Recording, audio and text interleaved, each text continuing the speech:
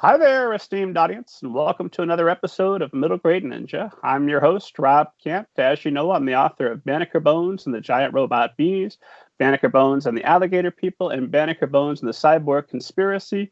And the good news is you can get started on my middle grade adventure about an 11-year-old detective who's half Batman, half Sherlock Holmes with a jetpack for free. You can get Banneker Bones and the Giant Robot Bees as an audiobook, a paperback, but the ebook is free to download whenever you're watching or listening to this, wherever fine ebooks are sold.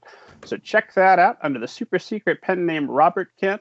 I've written some novels for older readers, such as a zombie novel. And you know, if you only read one zombie book in your life, you should read I, Zombie by Hugh Howey. Fair enough. If you read two zombie books in your life, however, you should read I, Zombie by Hugh Howey. You should read This Is Not a Test by Courtney Summers. The Rising by Brian Keene's pretty darn good. Cell by Stephen King. Home Delivery was another great one. You know, there's a lot of great ones out there. But when you get through them, check out All Together Now, a Zombie Story by Robert Kent and his companion piece, All Right Now, in which I make gratuitous references to Wool. And then you might also check out The Book of David, a 5-volume serial horror novel, which is my homage both to Stephen King and to Hugh Howey, because it's me trying to do the Wool, do the Beacon 23, do the Sand, get my own serial novel out there. And if you're curious about The Book of David, it's about an atheist who purchases a haunted house that then begins to give him visions involving flying saucers.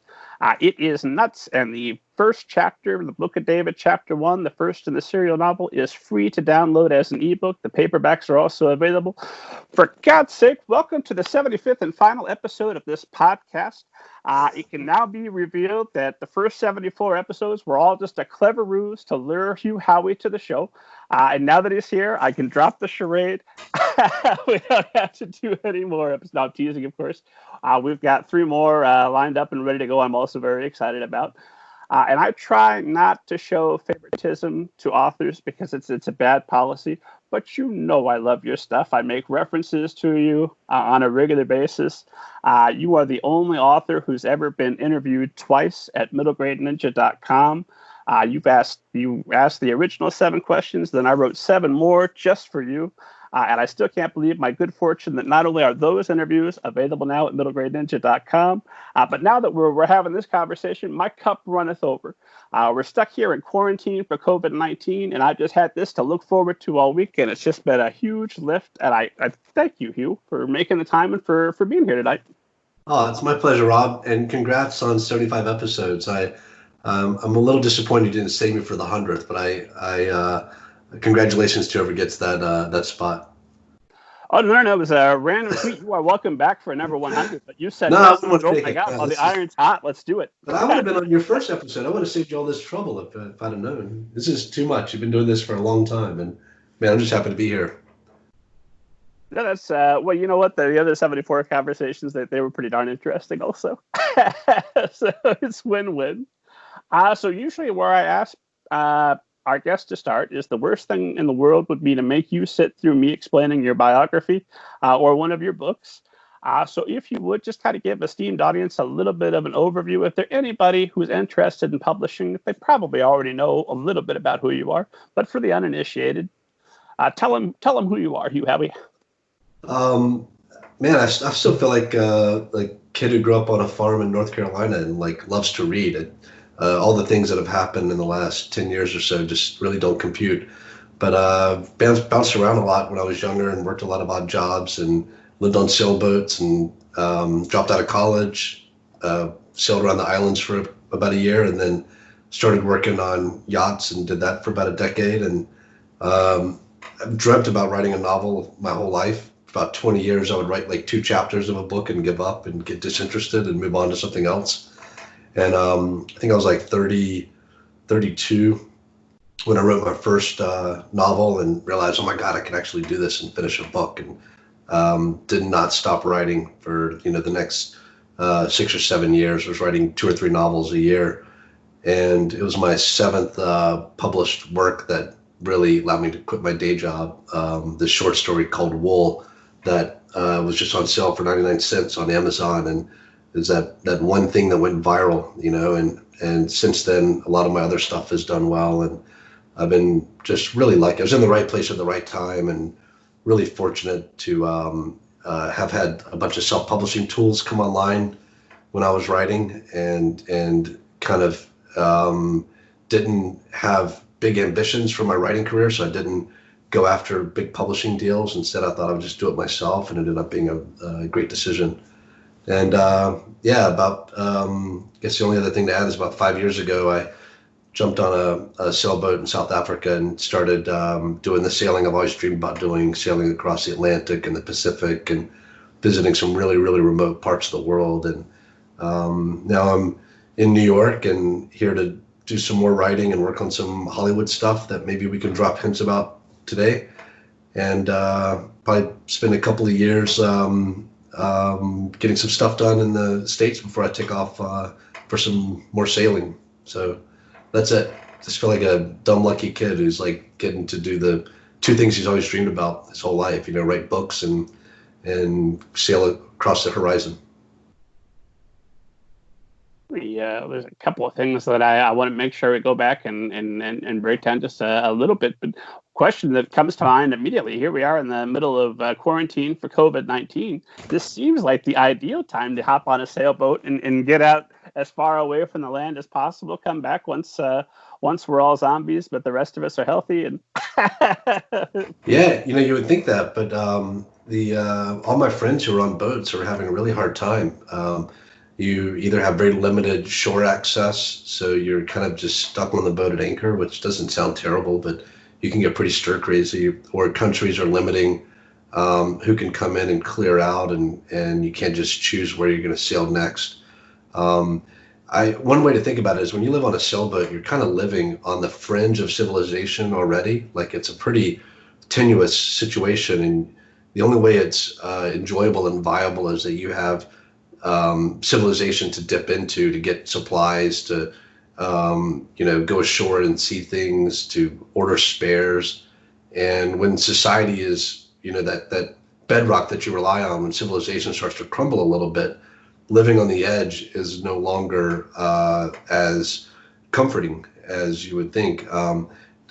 Honestly, there's no place I'd rather be than New York. And I know that sounds crazy when you look at what we've had happen here in the numbers, but we've taken all the precautions. We wear masks and wash our hands and are quarantining and not, socializing with friends except, a park bench away, keeping our distance when we go for walks with friends. But we go to the grocery store and it's just full of food. We can order any kind of cuisine we want delivered to us. New York is very quiet right now. There's no traffic. The birds are out. The air feels fresher. It's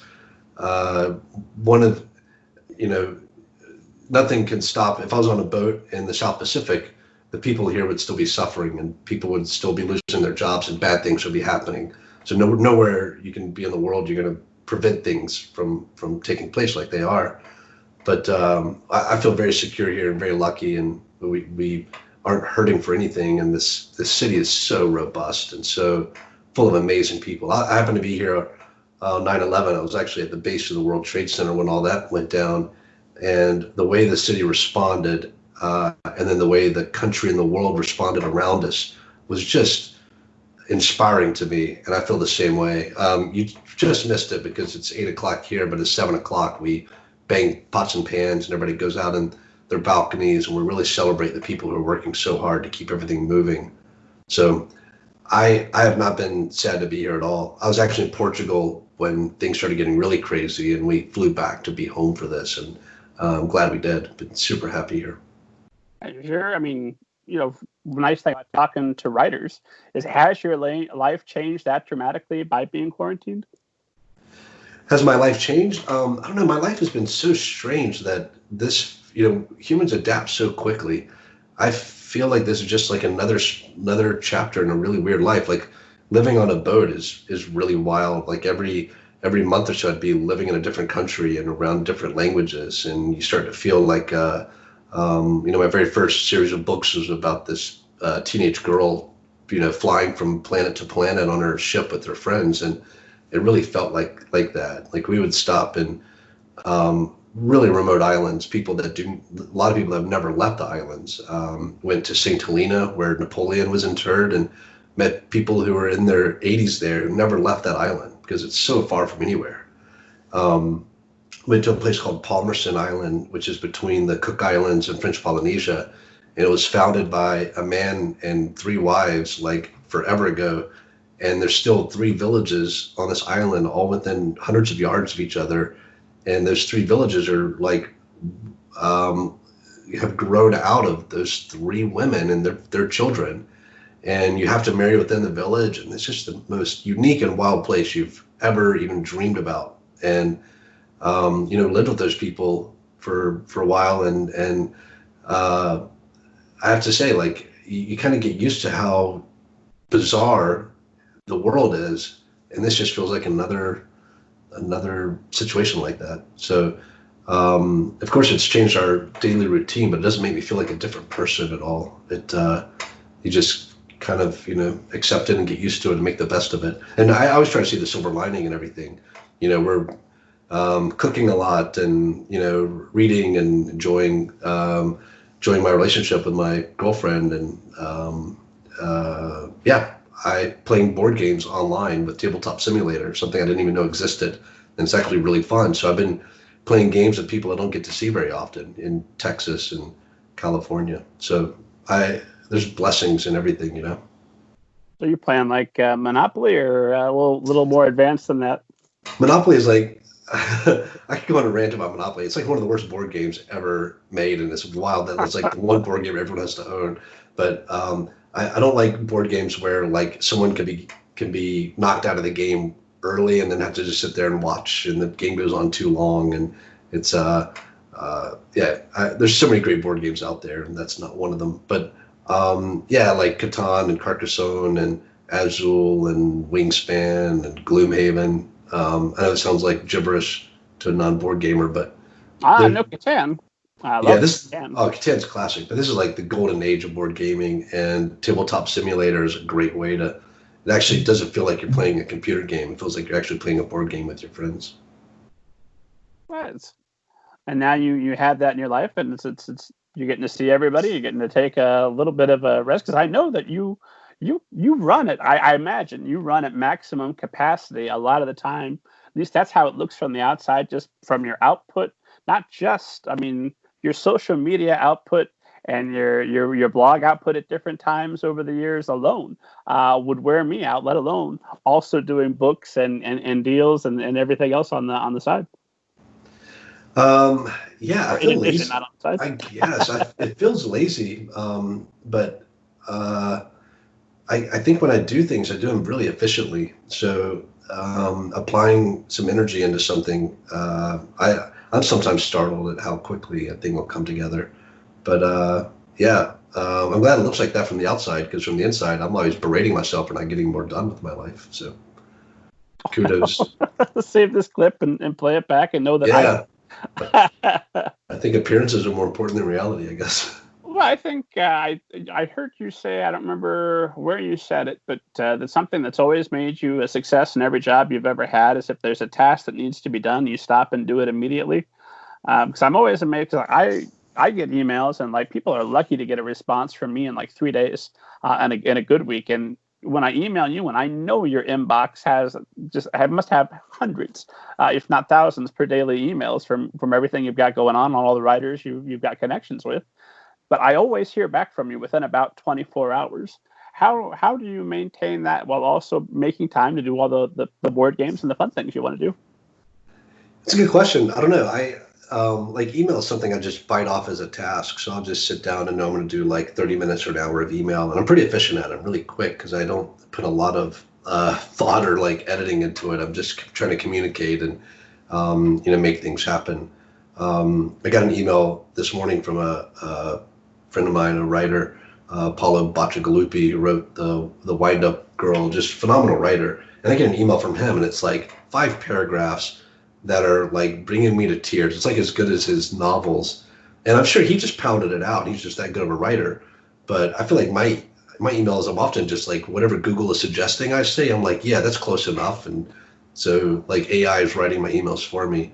But I think figuring out which things in life you should try to do with something close to perfection, and then the other things to just like get done And on just chores and daily things, if I see something that needs doing, I know I'm going to do it eventually. And the best time to do it would be right now.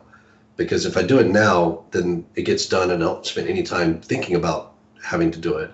If I do it later, I still have to do it, but then I also have to spend time thinking about the fact that I have to do it. So now it's like two things, or stressing about it, feeling bad that I didn't do it sooner or whatever. So, I think just being logical about it like that, like knowing, okay, there are dishes there, they're going to get washed eventually. I'm looking at them now, might as well wash them right now. And then it's done before you've even started kicking yourself for not doing them. And I think I picked that up in college with essays. Like I just started, if I got an assignment, I would go on that night and try to write it all in the first night.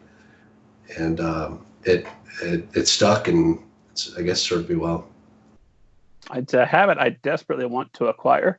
I'm better than I ever have been because I know that you do that. And I know some other high efficient people that are better at that than me, but it's a struggle against my own zombie instincts. But knowing that you jump at things like that, what changed for you? You mentioned 20 years. You're only doing 2 chapters. You're going over the chapters. You're not finishing anything.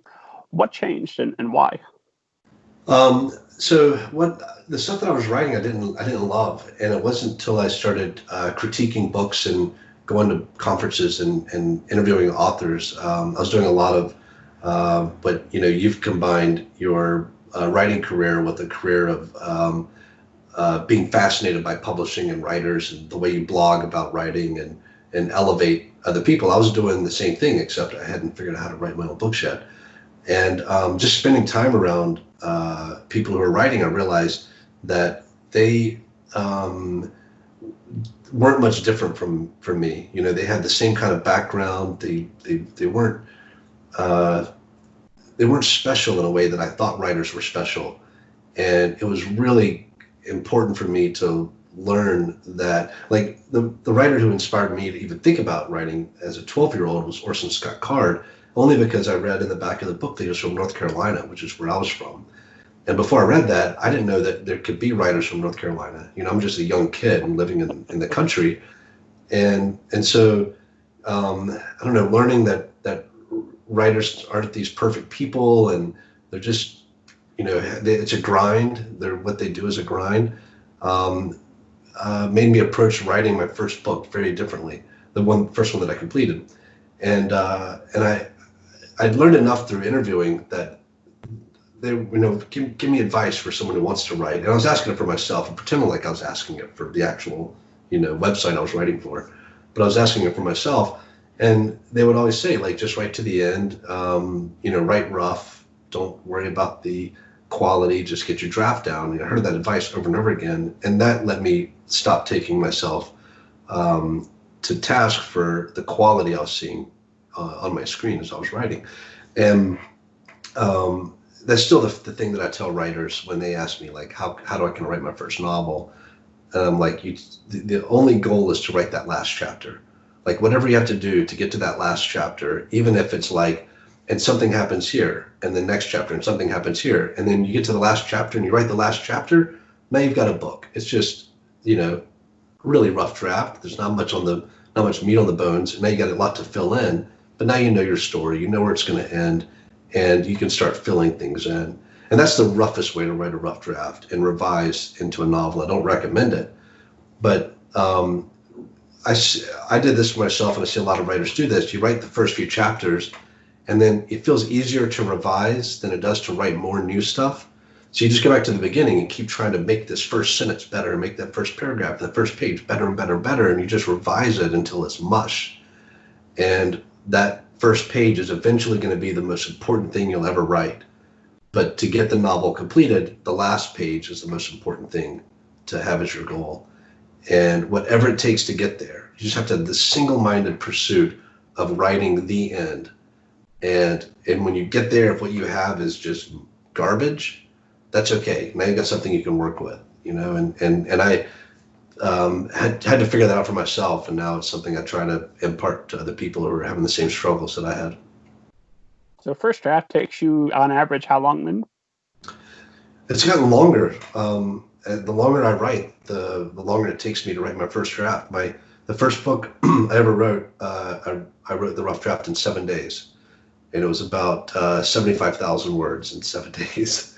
And I know I wasn't working. I just I stopped keep thinking doing. I'm on a podcast. My eyes are bugging out of my head. I hate to admit it. I've taken myself. I used to take myself a little more seriously, or try to like fake it like I knew what I was doing as a writer. So I would not tell people that, because it makes it sound like, well, you must have written complete garbage. It was some of the best stuff I ever wrote. And I find that the when I'm writing like 5,000 words in a day, that's the stuff that almost needs no editing, because you're just locked in the story. You're seeing it cinematically and just describing what's going on. You're not like stopping to, read an email or, do a chore and come back and get into the flow. You're just like, just totally in the flow. So I was writing about 12 to 14 hours a day for that week, and was so excited with the story and just could not get enough of it. It was like reading a book that you can't put down, like a literal page turner. And so, I couldn't stop. And a weekend I had 75,000 words. Another week of revising, it padded out to about 100,000. And I was looking at a novel that made sense, had good characters, that I loved the storyline, and I couldn't believe it. It was a dream I'd had my whole life, a bucket list of any bucket list I've ever had. Writing a novel is at the very top. And 32 years old, I had finally done it. And then I was so excited, like nothing else mattered. I wasn't thinking about publishing. I wasn't thinking about becoming a writer.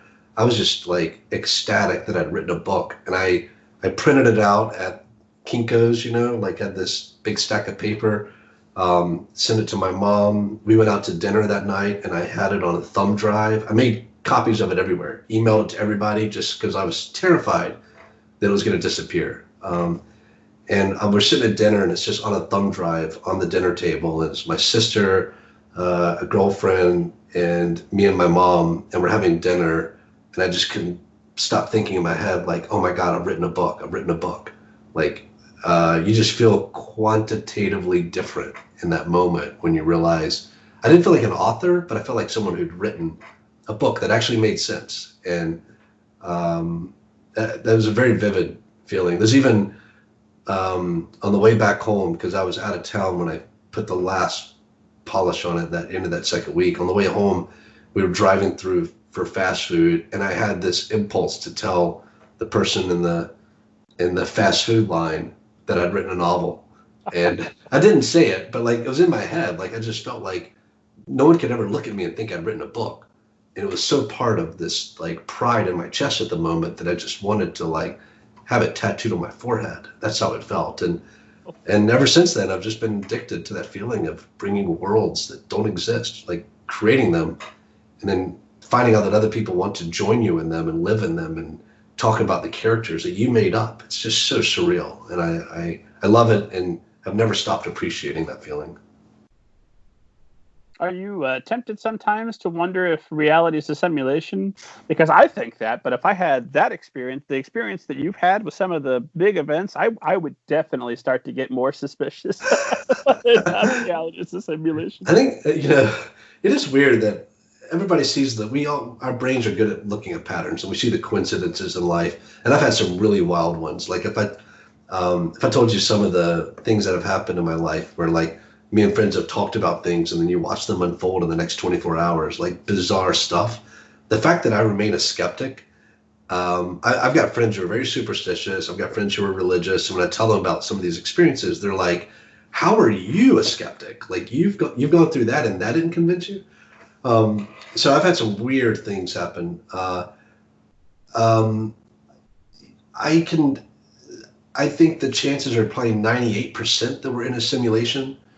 The odds that we're not in a simulation are very unlikely. And there's a lot of physicists who believe the same thing, because we're going to eventually simulate universes as long as we don't, kill ourselves or go extinct in the next 1,000 years. We're going to be simulating entire universes on computers. And this is the basis of one of my short stories, The Plagiarist. And any universe that comes into existence is going to simulate other entire universes. So for us to be the real universe, we'd have to be the first one.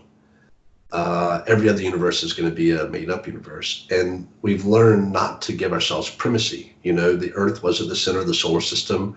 Our solar system is just, 3/4 of the way out of a spiral arm of a pretty nondescript galaxy. All these little fuzzy patches in the sky are galaxies, not just always stars. We know that, our universe is probably one of an infinite number of universes. And there's just a story today about the possibility that we're seeing measurements from a parallel universe where the forces of physics are a little different. So the idea that we were the first and we're going to simulate all the universes seems unlikely to me. I think it's much more likely that we're someone's experiment or entertainment, or who knows. It would explain a lot. Exactly. Yes. Reading Wayfinding, I thought I had you. I can never decide if you're quite a pessimist or an optimist, because depending on your book, it's always a little bit somewhere in the middle, I think, is the answer. But I would have thought you would be a hardcore skeptic, but not at all. 98% chance, huh? Well, I think that is skepticism. I think it would take a huge leap of faith to say that, no, we're the original. And, that's the same hubris that leads to religious kind of conversions.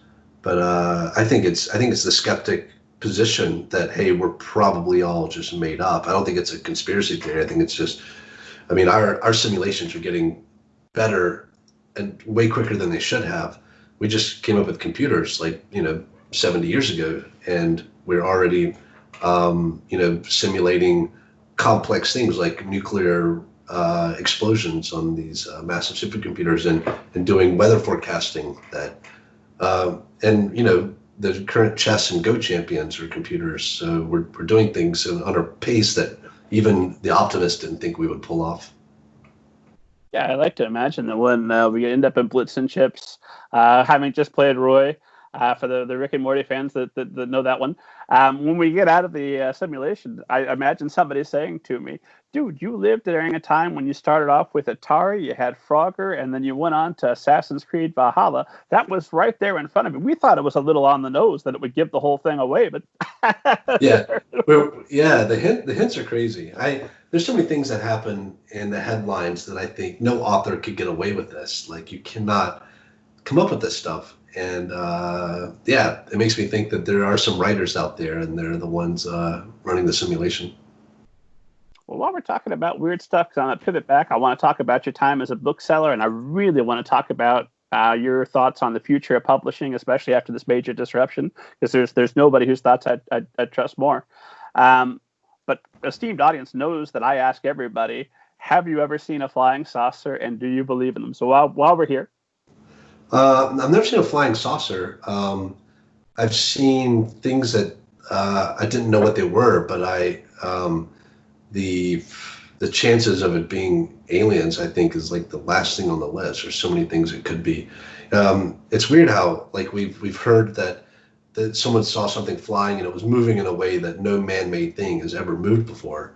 And the same time people were saying that, we were getting consumer drones that I've gotten quite good at flying. That if you've ever seen someone flying a drone, especially the pilots that can do acrobatics with them, they defy all laws of physics. So what I find interesting about people that have seen UFOs is they try to use, and this is a lot of superstition, and religion does the same thing. They use their own ignorance as and I don't mean ignorance as being stupid, I mean ignorance as in not knowing, their own ignorance as this magic sauce that gives them perfect knowledge. And how we go from ignorance to perfect knowledge in the same sentence is so bizarre. So someone will say, I saw something that no one can explain. Therefore, it has to be a biological organism from another star that traveled here in a spaceship that it built and is torturing cattle and doing experiments. Like, they have all these very detailed answers, and it all started from, I saw something that no one can explain. And we do this with all kinds of superstition and things in our lives. And I'm comfortable just stopping with I can't explain it. I saw something I cannot explain. The end.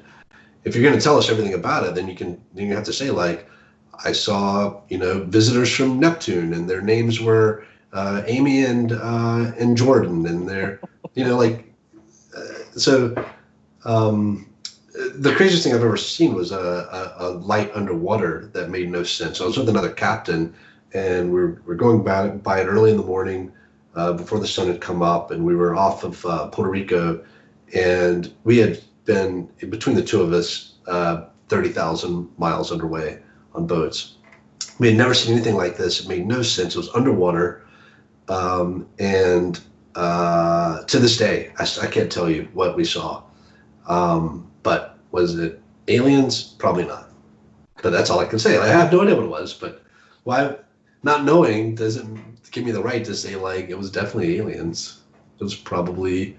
Yeah, but you can say it was definitely not aliens. But I can also say it's definitely not an alien right behind you right now that just happens to be invisible and is like, or disguised as a bookcase. Who knows? Why do we have to see a light to start just tossing out wild theories about all kinds of silly stuff? Like, maybe all aliens are microscopic and they're all around us and you just can't see them because you're not looking hard enough. Like, I don't know.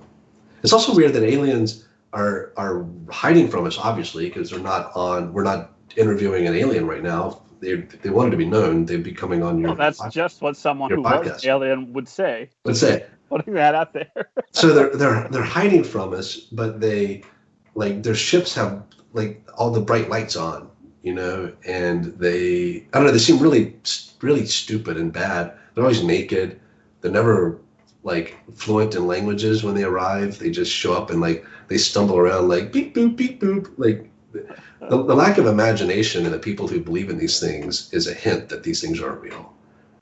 If, when you see good science fiction, like The Arrival or something, and it's like the aliens are truly alien and they're capable of amazing things, and we don't often see that when we have yokels from rural Norway or wherever, like, coming up with the first alien sightings in the 50s, and it was all because science fiction was just coming around and people were filling unusual sightings with their imaginations, and they were pulling from popular culture.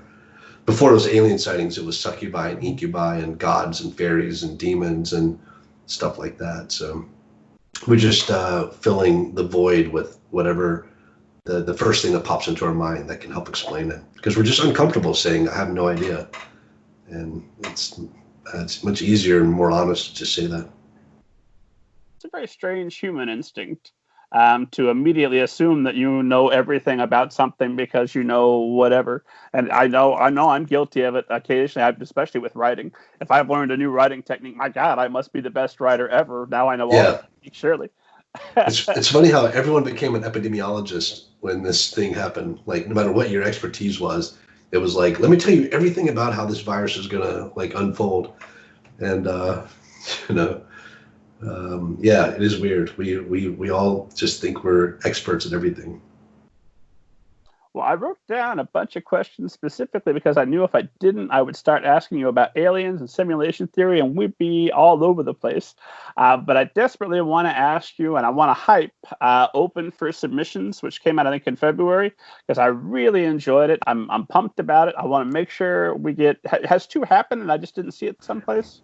No, I'm working on 2 now. I thought I'd be doing them more regularly, but I've been it's been a crazy couple of months, not just because of the pandemic and getting trapped in Portugal and all this other stuff, but then a lot of book related and film and TV related stuff came up. So that wasn't as a scolding.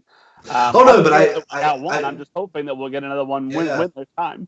I'm hoping by next week. I'm reading the stories right now, so it's a big job going through a slush pile and reading all this stuff. But I'm blown away by what I'm getting. There's so much talent out there. It's just unbelievable.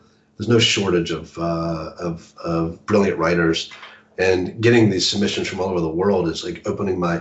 I'm reading science fiction from authors from, like, India and all these other places that have such unique stories to tell, and I'm realizing how siloed my reading experience has been, And it's part of it's because of where I live and the publishing industry, the nature of the publishing industry. We don't get a lot in translation, but as much as it's kind of sad in some ways to see English pervade other countries, it's good as an English reader to see how many people can write in the second language from other countries and write really well, so that we can tap into their experiences. So it's been amazing. Yeah, I'm working on the second one now, so hopefully we'll get it up soon.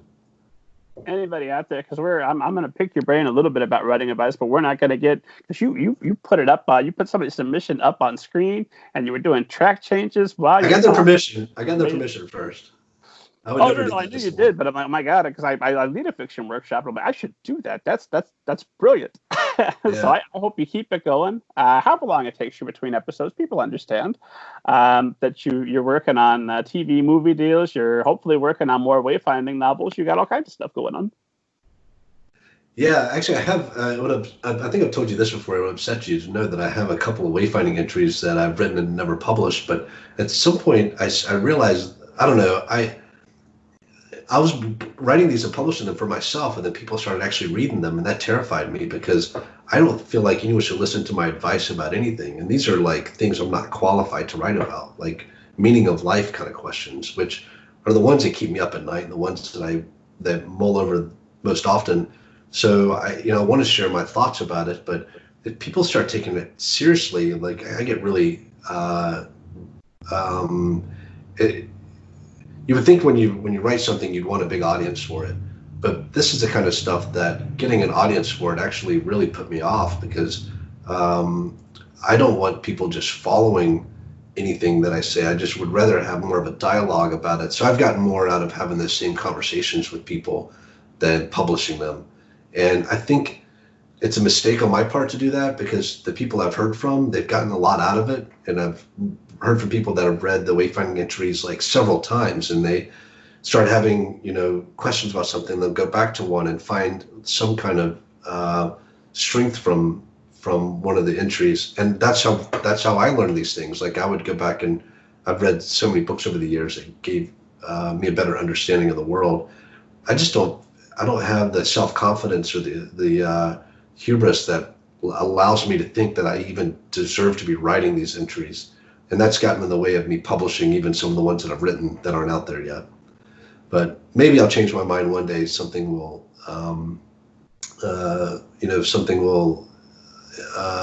create a spark that'll help me get over that. But right now I'm a little too self-conscious to keep putting those out there. Well, I won't beg you to publish them. I will say you probably just need the right beta reader, and you should send them to me. My thoughts, and then hopefully the rest of the world gets them. But let's look out for number one.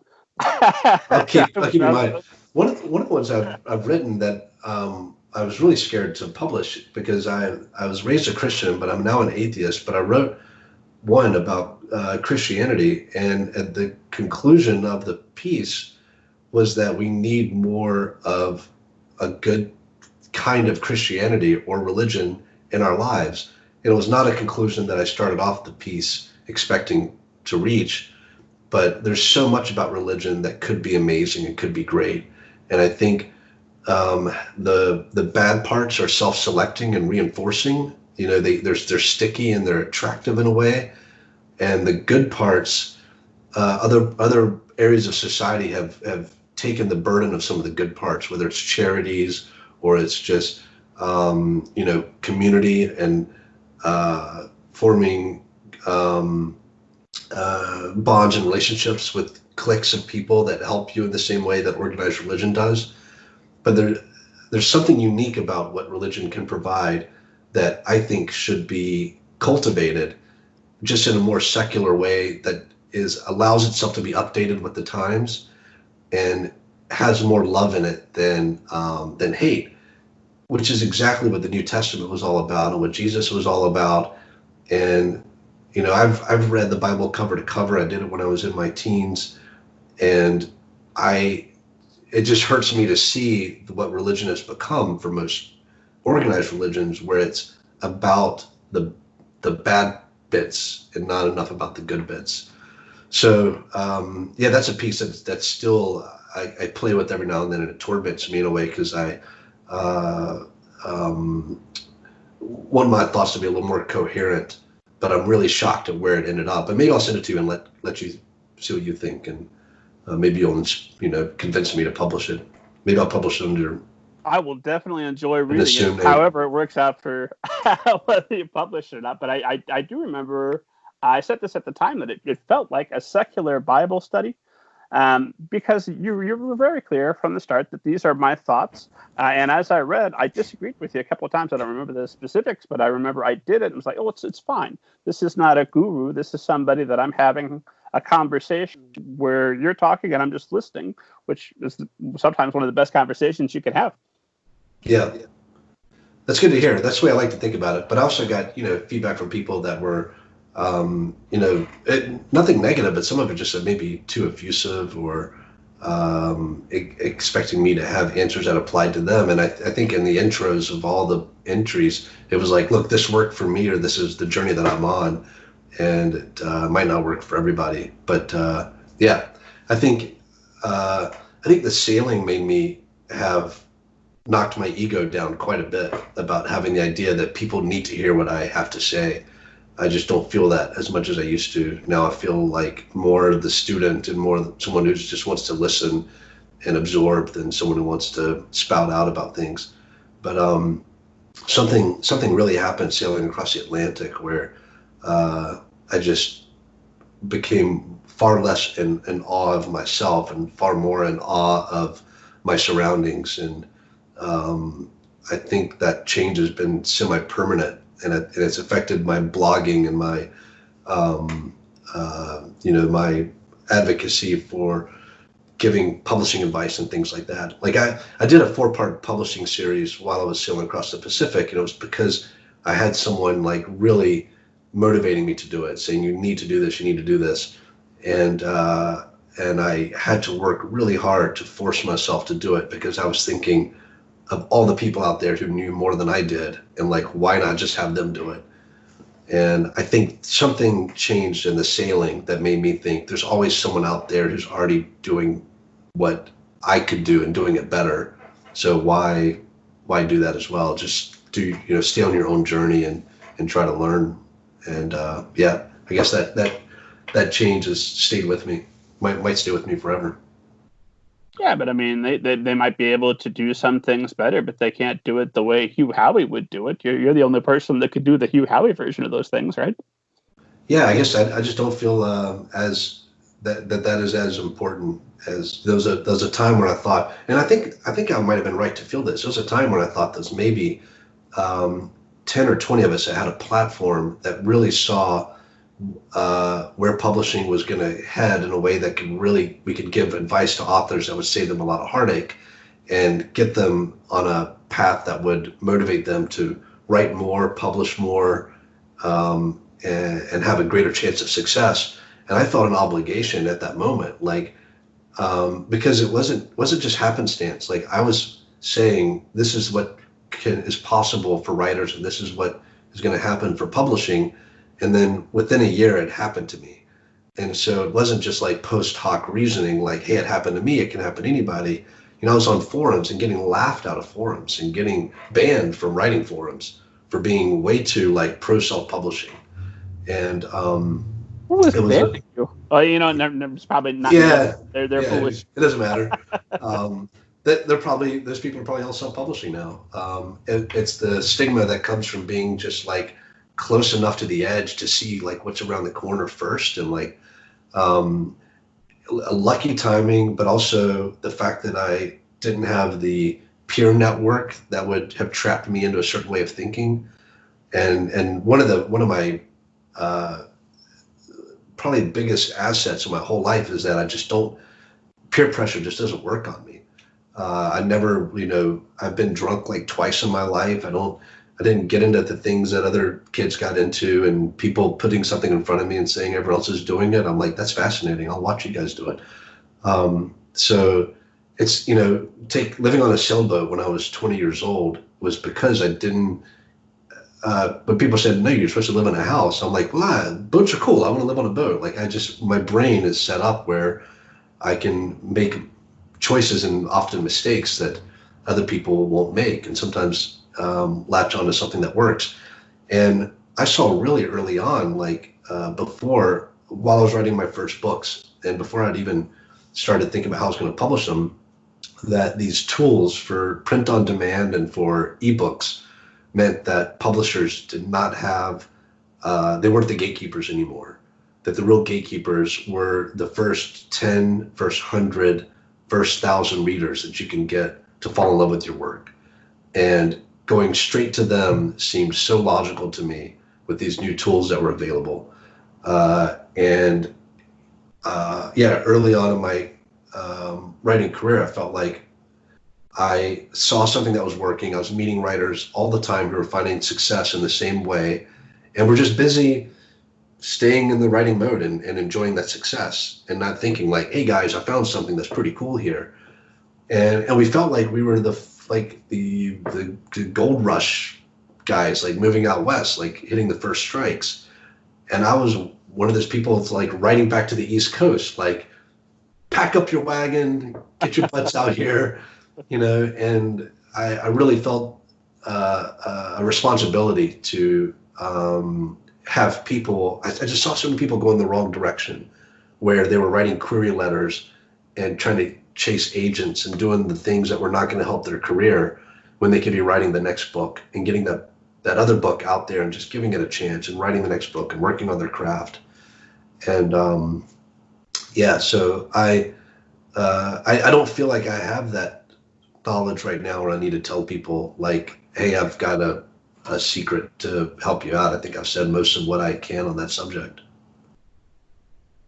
Okay, well, that makes some of my next few questions for you a little bit awkward, but we'll I could be wrong though. Like I did an interview last year and on a podcast, and I guess the podcaster has a big audience, and so I still see people tweeting it and people reaching out to me. I get an email a week about people who were inspired from that podcast to write a book.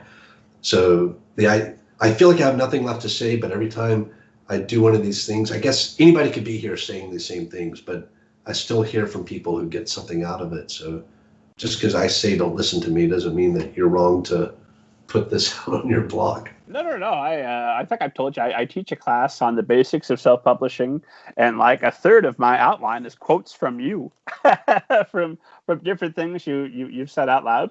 I did want to ask, because you have had such success with self-publishing, for all those that maybe haven't yet had that success, something that might brighten their day, what's the meanest, most disheartening, Sue Grafton-ish thing somebody has ever said to you about your self-publishing that they've not had to go back and eat their words? Oh, where would I start, man? It's like my whole career. I've heard, one of my favorite people who has had a huge impact on my writing career, Nadine Carter, my first editor. My very first book was published with a small press called Norlights Press. And I've learned, there's been like 5 people in my life that I've learned a lot from when it comes to writing. Nadine taught me a whole bunch because she edited my book and edited in a way that I like to be edited, where there's a lot of comments and it's very brutal, and it's like, this is something you're just doing wrong and you need to learn to correct this. I learned a lot from her, and she gave me my first publishing deal and also let me buy the rights back to that book when I decided I was not going to publish my second book with them, but I was going to self-publish instead, which is where my heart had been before friends had convinced me, you should try to get this published. But when I reached out to her, Nadine is like the sweetest person of all time, but it was heartbreaking. And of course in an upset place, she said, this is the biggest mistake you'll ever make in your career. And it was the best thing it was what started my career. It was the best decision I ever made in my life. But that was the kind of battle that I was facing my whole life, my whole writing career. That even the people who were my mentors that I was close to, that I consider friends, were still telling me not just that I was having bad ideas, but that my ideas were the worst ideas. And everywhere I went for publishing advice, writer forums that were full of really old school thinking. And I would say like 2007, 2008, about when are we? Yeah, 2008, 2009. Okay. And I think Kindle was like less than a year old when I was like trying to figure out how to publish on it. And we came out in 2007, right? The Kindle, something like that. That's right. But yeah, so like, I mean, it's pretty logical to me that you get good enough at something that people want to represent you.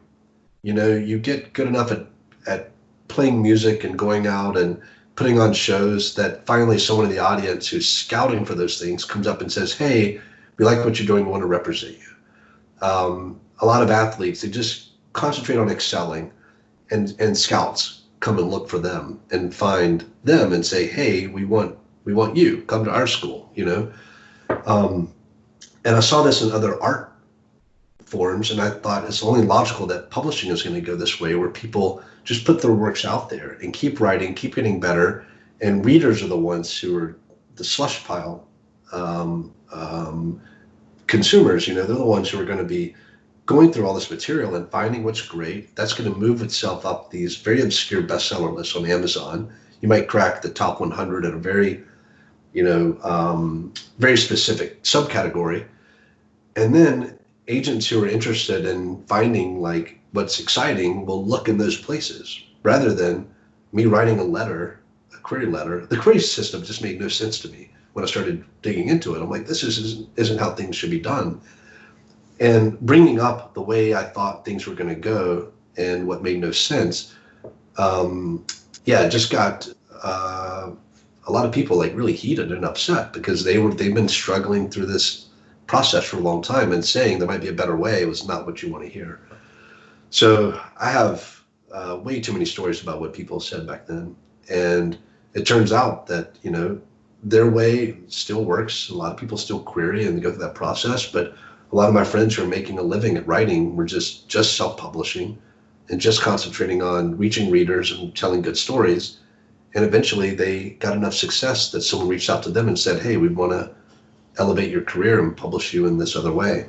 And they can decide then whether to take representation or do a publishing deal. So somehow, like, I just got lucky and saw the right thing and before it had happened. And that made me really unpopular in a lot of circles. Well, people might be difficult for some folks that have come to writing later that don't remember how it was when we all read Writer's Market, and that was the word of God. That's how it gets done. I remember I told when Susie K. Quinn and I were critique partners before either of us had published anything. She said, I think I'm going to self-publish. And I wrote her a long letter, said, oh my God, Susan, don't do this. You're throwing your life away. And of course, when I had her on the show, I had to eat crow and like, yep, I couldn't have been more wrong. So glad you're making 6 figures a month some months. Yeah, and you know, the interesting thing now is I've done some deals with books that were self-published, and now I'm publishing them with publishers because I can make decisions that aren't purely financial. I can just do fun things and try other avenues. Coming up on 5 years of the wool contract sometime this year when you'll get your rights back. So I got them. I got the rights to wool back, wool shift and dust all back late last year, and did a deal with Houghton Mifflin Harcourt, or Houghton Mifflin Harcourt, and they're re-releasing. I think just this week they're taking over the ebooks and doing a new print edition that will come out later this year. A box set, all kinds of stuff. They haven't even announced, so you're the first person to hear about it. Yeah, but it's an exciting deal because we'll find a new audience, but it's also another time-limited deal that in 5 years we'll reevaluate and see what we want to do. And I think some of the early conversations I had with some of my self-publishing mentors, they said this is the future where you don't give lifetime rights to anything because you just don't know what they're worth. You can't value books that never go out of print anymore. So those are the kind of deals I like to do now where, like, yeah, we'll do a deal, but it's for this number of years. It doesn't matter what the sales are when that happens. The books and rights come back to me, and then we can reevaluate. And one of those deals, the book didn't earn out and underperformed, and so we just gave them an extension. Like, we'll just keep it for another 2 years. And so it's not about trying to screw over publishers. It's just about being fair, and being able to get the rights back means you can reevaluate and make decisions based on sales and how things are going. Do you ever foresee a time when you would take it back and say, okay, it's all coming back to the Howey house now, and you're just, I know this isn't a religious quest for you. I'm always stunned by people that I'm a religiously questing for self-publishing. I'm not, but you'll see I have editors and literary agents on here on a regular basis. I'm happy with people that like books. I want to talk books. They're all interesting to me. Yeah. But can you see yourself going back to completely on your own, or at this point, is it so large, especially once potentially a TV show comes out or whatever else might happen? I mean, can one person manage the Howey empire? Yeah, it's not that hard. Once you upload the PDF and the ebook, things take care of themselves. The retailer, Amazon, especially, just does most of the hard work for you. So there's not a lot of, you don't have to do point of sale stuff. You get one, doing your taxes at the end of the year is pretty easy. It's not that difficult. I still think every time I write something, I'm like, I'm going to self-publish this first, and we'll see if publishers come along afterward. So John Joseph Adams and I are coming out with the 3 anthologies next month. These dystopian triptych works that I've contributed to and edited all the stories for. And it was no question that we were going to self-publish them. And I'm sure if we shop them around, we could get deals, but that's just not what we're interested in. We just want the stories out there in the way that we want to tell them.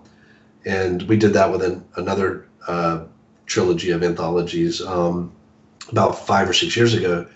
And we've, had publishers come after us since then, and TV and film offers and stuff. And we're just happy kind of doing our own thing. And the authors have been happy with the results. Some of them have made more money from that anthology than they normally make with their majorly published short stories. So for me, every project starts as a self-publishing project, and then my agent or publisher will get involved and sometimes come up with something that's enticing. But I still think self-publishing first is the way to go. I mean, is it even feasible for you to sit down and have a conversation with an editor or publisher that says, Hugh, we love this aspect of your novel, but we want you to change the main character. We want you to change the final act and 3 other things. Is that even a conversation that you would entertain at this point? I love collaborative, the collaborative creative process. I love it a lot. So I'm happy to have conversations like that. But it hasn't been my experience that publishers have those conversations, and at least not with me. They'll either pass on it or get excited about it. You get some editorial feedback, but if it's something that major, often there's other stuff in their slush pile that they're more interested in. So they'll usually just pass and move on. But my experience so far has been that people get excited about something I've already published, and they see the sales history is pretty good, and so they don't want to change too much, and they keep it as is. I did have a really cool experience with an editor, Jack Fogg, and he was with Random House UK when I did my big wool deal with them before I had done any deals in the US. And he thought that we needed a scene with Juliet and some of these characters earlier on in wool. And, this my doing an essay the night that it's due. He was like, I don't know, maybe just a paragraph or 2 in one of these early chapters. And that night I wrote like what became chapter 13 of Wool, like wrote an entire chapter. It's one of my favorite chapters. I think it's one of the best pieces of work and so he's in England, and he sends me this email and goes to sleep, and he wakes up the next morning because I've been working all day while he's sleeping. And he wakes up not thinking he'll even hear back from me, and he's got all this entire chapter. And it blew his mind, but also blew my mind. And I loved getting that editorial feedback. Made the story so much stronger. And so I relish those kinds of opportunities. I've done a couple of writing rooms for adaptations, and just being in a room with really smart people that are geeking out about the same world and the same story, and you're molding all these things out of raw clay. It's so exciting for me. I think that's where I belong actually in this storytelling world right now. I probably just belong in LA, just working in writing rooms all day. I just love it. Can't get enough of it. Like, I don't feel like I'm going to work. I just feel like a kid in a candy store every day. And you're, I guess we can only hint, but I know AMC theoretically has a series that could come to be that might be Silo themed. Is that enough Yeah, that we can I, confirm? I don't know how much I can talk about it. AMC is actually involved in two different books right now in a weird way. Like they're involved with Beacon 23 and Wool, and not in a way that I foresaw. Like you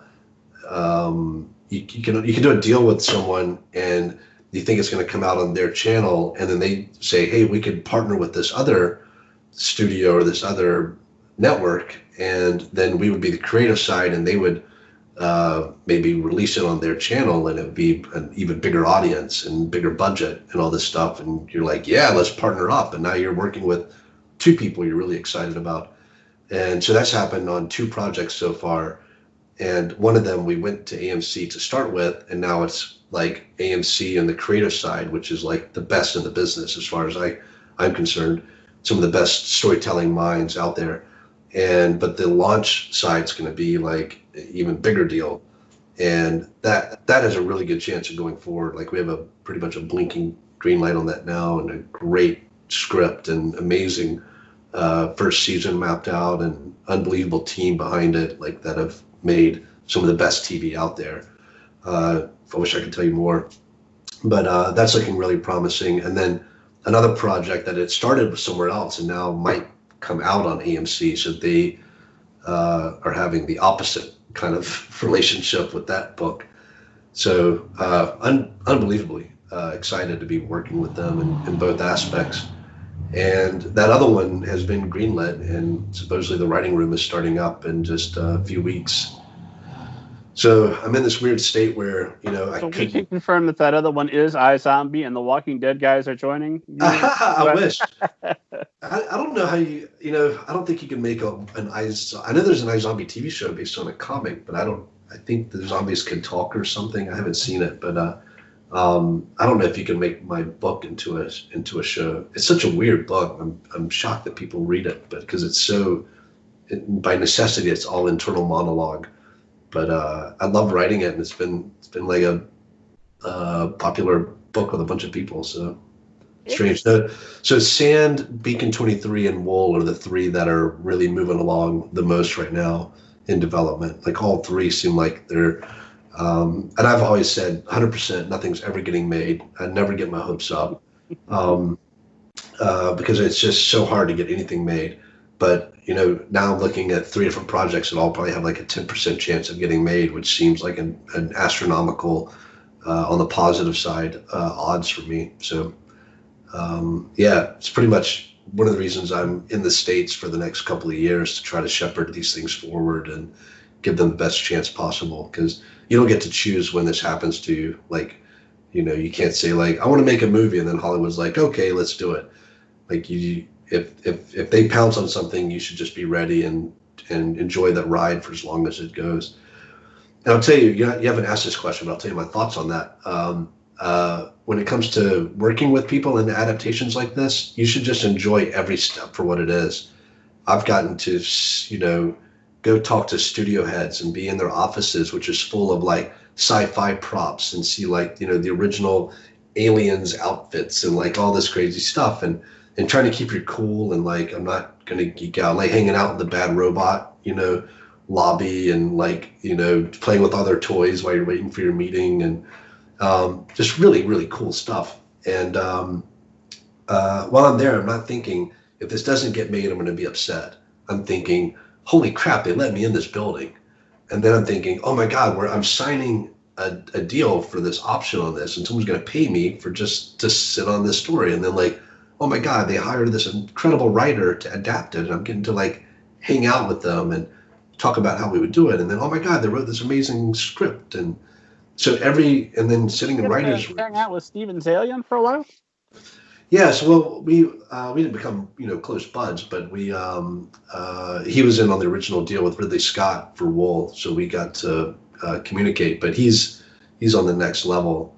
I've become friends with people that I never thought I'd become friends with, and just like being around them and their genius is so inspiring.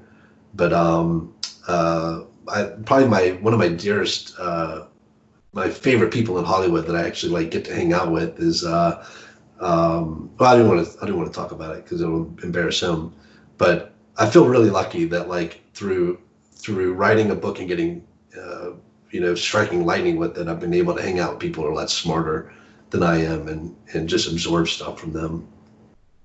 It shows I'm a rookie. I shouldn't have thrown out a specific name because what was everybody else? Chopped liver? They're all fantastic. But Larry, yeah, Zalian's just these.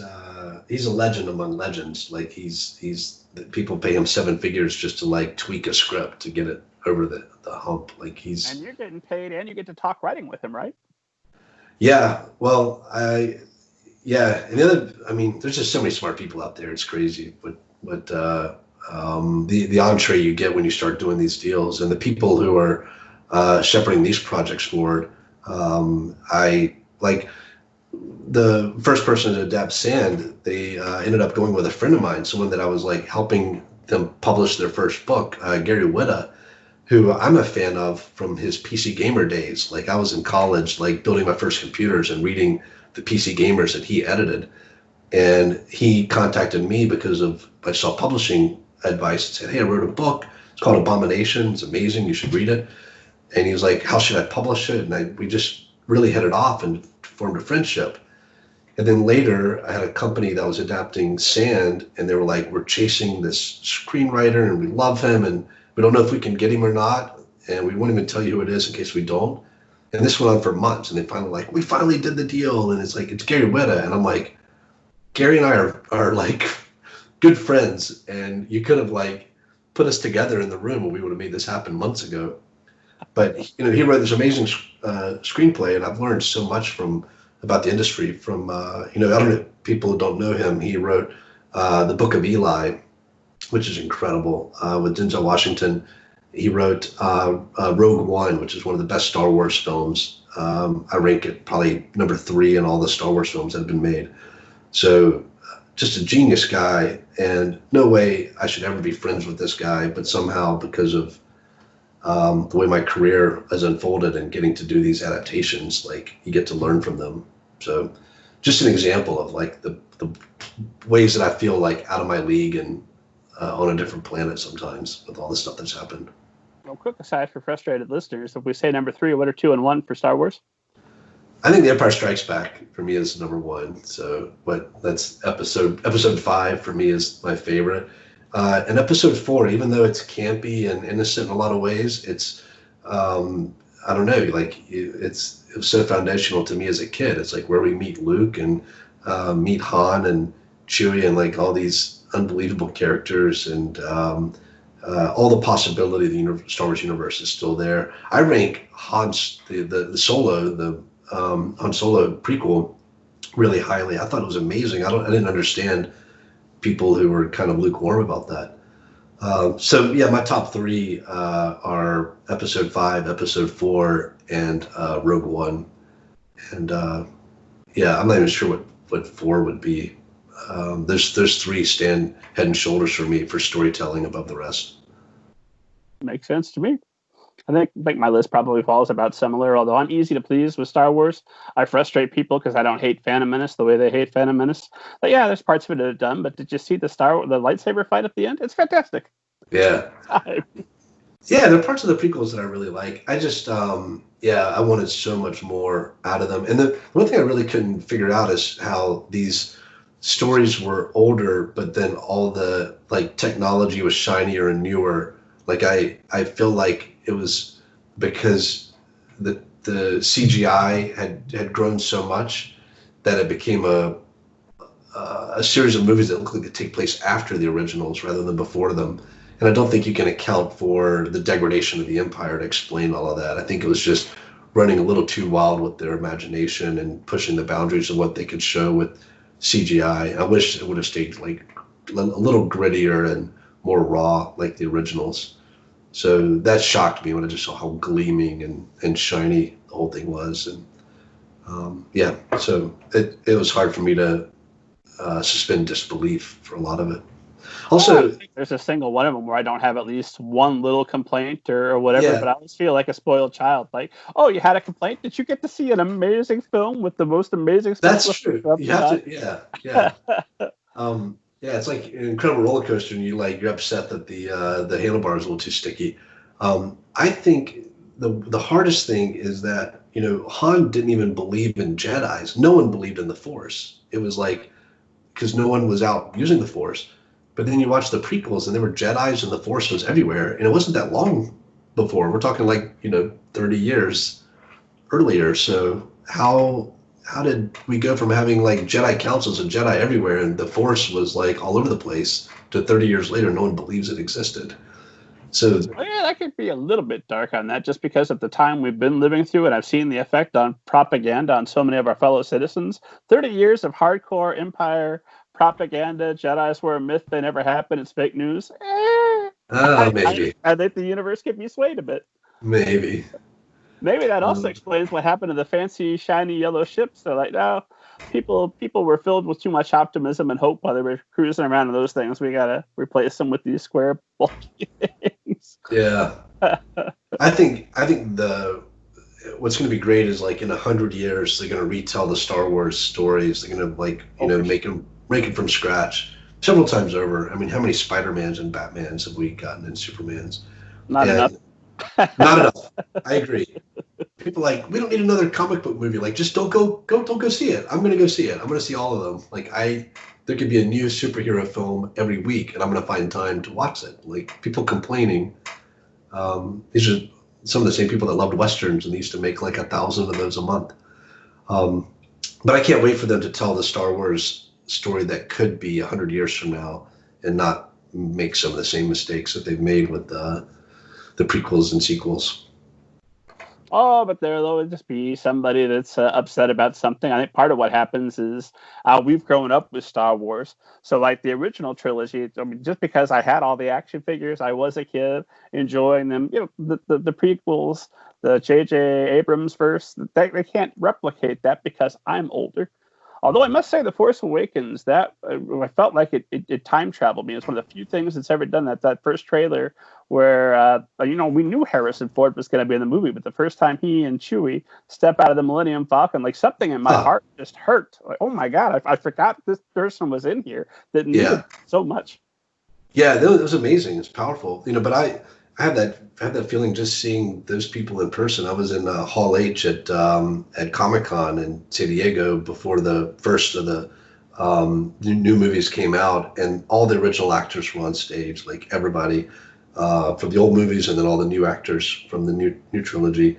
And I was with my sister, and we're like the biggest Star Wars geeks, and we were screaming like the Beatles had come out in the 60s. Like, we were losing our minds.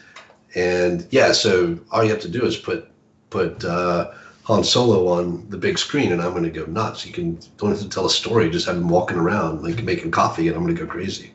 So that was a pretty easy. That was a pretty easy. Were reassembled in another hall, but if the Star Wars cast is there, then the Beatles can wait. yeah, that's exactly how we felt. That was an amazing experience, by the way. One of the best days of my life.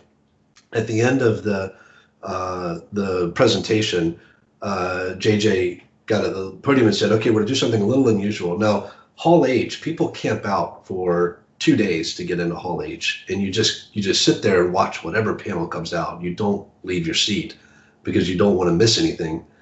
And my sister and I were in there, and JJ gets up at the end of the talk, and he's like, we're going to do something a little different now. Anybody who wants to leave, and everybody's like, we're not leaving, we're staying for the next panel. He's like, if you want to leave, you'll exit these doors, and you're going to get a special lanyard, and we're going to walk across the street to the amphitheater, and we've roped it off, and the San Diego Philharmonic is going to play the original score, and we're going to have like everyone on stage, and we're going to show some clips from the upcoming movie, and there'll be food and drinks for everybody, and everybody's going to get a lightsaber. And we all lost our collective minds. Like, all of Hall H cleared out, and I feel terrible for the panel that came up next. Like, and of course there's people waiting in line to fill up the place, but we just couldn't believe it. We walked out the gate and got these lanyards and got a glow in the dark lightsaber, and we went, and there were fireworks, and they played music, and like just from being in the right place at the right time. And one of the absolute best experiences of my life. And to have my sister there for it, like we just laid in the grass and drank beers and ate hot dogs and watched clips of our favorite film and heard the best score probably ever written. And yeah, Being a random big Star Wars guy story. of sci-fi, has that diminished your love of science fiction and all the things you're a fan of in any way? What's that? Being As being, I mean, Wool is, it's canon. It's there with Alien, with Star Wars. I'd put it up against Ender's Game. So does being a part of the party in that way and having a perspective with all the people who aren't Steven Salian you've had conversations with, does that diminish your fandom in any way, or does it strengthen it, or does it remain the same as it ever was? to me, it feels the same because I don't think of wool in that same way. I'm still shocked when I go into bookstores and it's still there. And I've had people explain to me like, this is one of those perennial books now. That's like, and I can't even put it in this. I'd hate saying this, but other people have told me this. It's like, this is like Dune, and they say it because Dune's usually shelved right near me. Herbert and Howey are like close enough, but they're like, if you go to a bookstore in 30 years, there'll be like one copy of Wool on the shelf just in case. And that's bizarre to me because I worked in bookstores forever and books lasted 6 months. That's the only chance they got. So I'm blown away by that, but by the fact that this might be one of those perennial books that just kind of hangs around. It's a huge honor, but yeah, for some reason it just doesn't feel real to me at all. It's that imposter syndrome. It feels like at any moment it could all disappear and be taken away. So I still feel like the same fan that I've always been towards this stuff.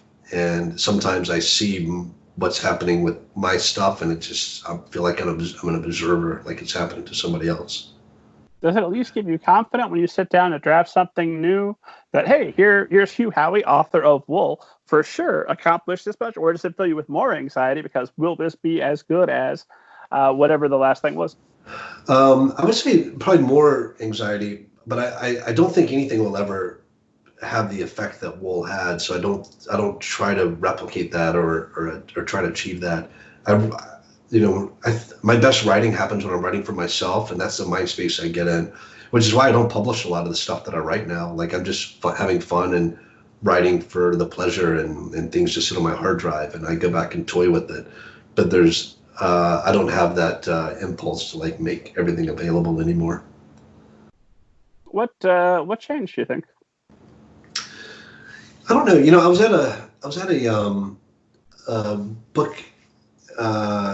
A BEA, what's that stand for? Book Expo of America or something? The big BEA event in New York at the Javits Center, and I was part of a group of self-published authors who had all had a certain amount of success, and we got a booth together there, which had never been done before, because they're not cheap, and authors just don't do that. They don't spend that kind of money on promotion. So we were getting some interest from people. They're really shocked that here was a group of authors who were all having success publishing. And at the time, I didn't even qualify to be in the booth with these other authors. As I was in some ways the biggest name there because of some of this media coverage I'd gotten, but I was making less money than they were because they were mostly romance writers and they were killing it. And everyone there had sold like millions of books and made millions of dollars. And I think their criteria to put this thing together were people that had made a certain amount of money with publishing. And then they realized that no male author qualified and they needed some diversity. So I was their diversity hire. They were like, we need a guy like who will do it. And I was friends with a couple of them and they're like, Hugh, will you do this? I was like, sure. And then I found out later it was like getting into college because like you are, the ethnicities that they want to like check the box. Like that's what happened to me. I basically was reverse discriminated against. So I would take it, any leg up I can get as a white man, like whatever advantage I can get in this world, because they don't come often. So I'm in this. That was that tongue in cheek for anybody that's clipping. That was sarcasm. Oh my God. But I was standing there with this person this writing couple that write under the name Jacinda Wilder, and dear friends, and they were going to miss their mortgage payment when a book of theirs, their first one that took off, they've been writing and working really hard for a long time, and there were so many times they should have given up. And they were not sure how they were going to make their mortgage payment. They had kids and all kinds of stuff going on. And their book took off, and it made enough money this 1 month, to make that payment. And then from there, their career just took off. And their story to me was one of the most amazing things in publishing, and no one was really covering it. And I was standing in this booth, and like a TV producer came up with their cameras, and they were going to do this big like interview with me. And I had nothing to say that was more incredible than this story that was beside me. And this was something that I knew was going on in the publishing world at the time. I was collecting accounts and stories from other writers that were having amazing things happening to them. And I couldn't believe how many of these stories were just unknown. And so I remember at the time just saying, like, just thinking about their story versus what the answers they wanted out of me, this interview. And I was like, let me tell you what you guys should do. You should do a story on these guys, because what they're doing is unbelievable. You won't believe the coincidences and the success. It'll make you cry. If I tell you my story, you'll cry from boredom. And the cameras turned onto the couple that write us, Jacinda Wilder, and I remember thinking, like, that was they took a one for me, because I didn't have to do the interview. The story was much better than it would have been if it was about me. But I realized that anytime that I've had so much luck and so much time in the sun, anytime I can deflect and say, there's so much going on out there. There's so many great stories to read, so much to do. So I guess by not publishing everything that I write, it's also my way of saying, like, there's just better books out there to read. I give people out, when they find out I'm a writer, they say, well, what should I read? And I'm like, I start naming all my favorite books. None of them are mine. And they're like, no, what of yours should I read? And honestly, I just can't suggest over other people's stuff, like something of mine anymore. I feel like I've been too lucky. The universe needs to balance out. Everyone else needs to get their due. And then maybe you can come back around to me once everyone else has had a lap. And I feel that I've lived and breathed that for years now. And I've gotten more enjoyment out of trying to elevate other people than promoting my own stuff. I just wanted I promised, I took a pledge not to get too butt kissy, but that is one of my favorite things about you, is consistently over the years, whatever you're writing, whatever you're talking about, it's always going to be turned around and reflected, if not on somebody you know, on the person listening, on people that you can inspire to go and do, if not replicate your success, to have a version of success that's going to fulfill them and make them happy. Are you comfortable with the level of fame that you've achieved? I would love to have your readership. I don't know that I would want your fame. That looks like a lot. It doesn't, it's really weird, because it's not a good thing that we don't have as many people reading as we do watching TV and watching films. So you can be like kind of a big deal in a small community, but it doesn't make you a big deal. Like I've maybe 3 times in this last year, I've had someone recognize me out on the street. That's like less than the number of times I bump into people that I know just walking around New York who are friends, so it's not, I don't feel any kind of are you in disguise, celebrity or fame. Or no, but no one knows what any writers look like. Like I would only recognize a handful of writers, and I'm a big time reader. It's the best kind of fame to have. If you go to a book conference, everyone knows who you are, because that's the community of people that follow these things. Whether they might not recognize your face, but they know your name, they read your badge, and like, oh, I know what you've written, or I've read an interview with you. But in the general public, like, authors are just completely anonymous. Worldwide, maybe I've sold 3 to 5 million copies or something. That's like almost nothing. And when it comes to the general population, I mean, it's everything. But when you have aspirations of being a writer and hoping you get 10 people to read your book. So I don't feel famous at all, like at all. And I'm always in shock when when we were in Portugal, we were sitting at a restaurant, and I start talking to someone like, "What are you doing?" She's like, "I'm a writer," and so I moved here. I'm like, "Oh my God, what do you write?" And she's talking about all of her writing and publishing, or just geeking out about stuff, and she's like, "What are you doing?" I'm like, "I used to be a writer too," and then my girlfriend was like, "Yeah, it's like Hugh Howey, he wrote Wool," and she's like freaking out, like, "Oh my God, I loved Wool," and so when that kind of stuff happens, it still shocks me. I'm like, "Holy shit, you read my book?" Like, it just seems weird to me. So I guess I don't know. I just don't. 9 years later with Yeah, a movie absolutely. contract, and how many? What I think it was over 15,000 reviews on Amazon. I guarantee most of the people watching this have never heard of me. You know, they're coming on and they're like looking for the next author that you're interviewing, and they're like, "Who's this guy?" And I love that. I think I'm more comfortable that way than I would be any other way. So Well, that makes perfect sense to me. I would be far more comfortable that way. I am far more comfortable not being famous. But it surprises me that I would think that you must be like hounded by people, like women throwing underwear at you. Hugh Howey, oh my God. no, I live in Chelsea, man. If anything, it'd be men throwing their underwear at me. That's true.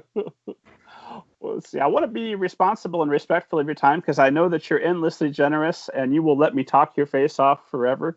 But I desperately want to talk with you about iZombie, and I still want to talk a little bit about quarantine, and maybe we'll think about calling it a night while we're still having fun. Does that sound like a reasonable plan? Sure, sounds great. So iZombie is the book. I don't say it's my favorite because it's like okay, yeah, Captain America: Winter Soldier is technically my favorite of the Marvel movies, but we all know I cried at Endgame. It was also great. So at the end of the day, we're having a good time. If it's sand, if it's Beacon 23, I'm having a good time. But when I talk to people, if they say I've never heard of Hugh Howey, I say read Wool. If they're already reading Wool, and prior to quarantine, I was substitute teaching, and I would get a little thrill when I would see somebody carrying around either the Marvel graphic novel or a copy of, oh my God, I know him online. He's my internet friend, and I'm very excited that you're reading that. And then I will always say, okay, well, if you like that, have you tried iZombie? Because I You're just trying to turn them I off of the rest of my not say books. it's my favorite, but it might be my favorite. Wow. I figure you're just trying to like turn them off of all of my other books, but Yeah, clear them out now. Read my stuff. I was at a breakfast with like the head of one of the major publishers, and we're talking about publishing stuff. And I didn't think this person had read any of my stuff. They're just sitting beside me, and we're talking about publishing. And in a break in the conversation, this guy leans over and he says, I've read all your stuff. And I'm like, holy mackerel, that's a lot to read, and why are you reading my stuff? And then the next sentence was, iZombie was my favorite. And I was like, what? And I was like shocked that this person had read it, and kind of then embarrassed because I knew they had read like some of the grossest stuff I've ever written. But then they said, like, it's your most literary work. And I was like, what is happening? This is like, it was the head of one of the major 6 publishers. It was saying like iZombie was my great literary work. And I was like, whatever. It just didn't make any sense. I think about that book at least once a month. If it's a bad month, maybe 3 times. 'Cause I'll be thinking, oh, what'd you do again? Can't you played games all night? It's me, zombie. I did it again. And then I'll turn to my wife. And I'm like, did I ever tell you? So yes, iZombie by Hugh Howey. You told me about it. Oh, okay. Yeah. But why do you think that of those of us that truly love it, because it's a punishing book and it doesn't have a straightforward narrative, but it's endlessly captivating. What is it about that book you think that does so appeal to people? I think even if we're not there's a lot of characters in the book. And even if we're not one of those characters, there's something about our own life that we see in that same trap. It's been one of the biggest revelations for me as a human, is realizing that I don't have free will. And that shakes you to your core. Like losing religion was harder for me. Like losing religion was probably second on the list. Losing Santa Claus was third. And apologies to any of your young viewers who might still believe in Santa Claus or Jesus. I apologize to all of them. But losing the belief in free will was absolutely number one on my great disillusions in life. And coping with that was difficult. And that book was really my ode to like how difficult that transition has been. And there's one character in that book that doesn't feel like they have any free will, but they feel if they try as hard as they can steer this body a little bit off of its predetermined path. If they just feel like they're leaning into the skull of this creature they're inside of, and they're able to get it to get off the rails a bit. And that's how I feel a lot of times. Like, all I want to do are like repeat certain mistakes or bad habits, and overcoming those requires an intense force of what feels like willpower, but it's just a slight deflection from your original path.